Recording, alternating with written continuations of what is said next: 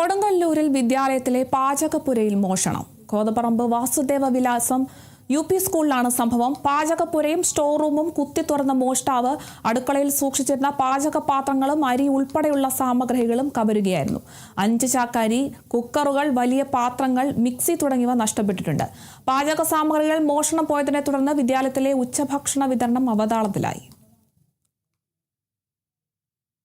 രാവിലെ ഒരു 8:30 നേരത്ത് OA വന്ന് റൂമുകൾ തുറക്കാൻ നോക്കിയപ്പോഴാണ് കിച്ചൻ്റെയും സ്റ്റോർ റൂമിൻ്റെയും താഴ് പൊളിച്ചിട്ടേക്കണത്.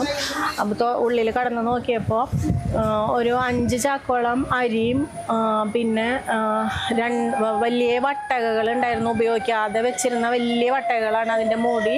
പിന്നെ അതുപോലെയുള്ള കുറേ അലുമിനിയം ബക്കറ്റുകൾ, പിന്നെ കിച്ചണിൽ വന്നിട്ട് ചോറ് വയ്ക്കുന്ന പാത്രങ്ങൾ, കറി വയ്ക്കുന്നത്, പ്രഷർ കുക്കർ, മിക്സി, ഉരുളി, അങ്ങനെയുള്ള എല്ലാതും. ഇപ്പോൾ നമ്മൾക്ക് കുട്ടികൾക്ക് ഭക്ഷണം പാകം ചെയ്യാനായിട്ട് ഒരു പാത്രവും ഇവിടെ ഇല്ല.